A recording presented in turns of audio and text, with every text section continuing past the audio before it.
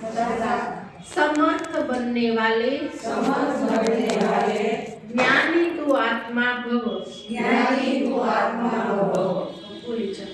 संकल्प रूपी बीज को सदा समर्थ बनने वाली ज्ञानी तू आत्मा भव।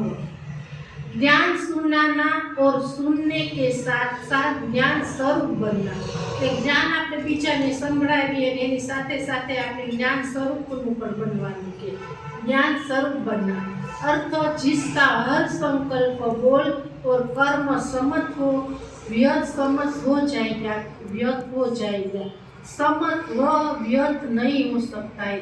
जिस प्रकार और अंधियार साथ साथ नहीं होता तो ज्ञान प्रकाश से व्यर्थ अंधकार है। इसलिए ज्ञानी तू आत्मा माना हर संकल्प रूपी बीज समर्थ हो। जिसके संकल्प समर्थ है उनकी वाणी कर्म सबन सहज ही समर्थ हो जाती है। स्लोगन।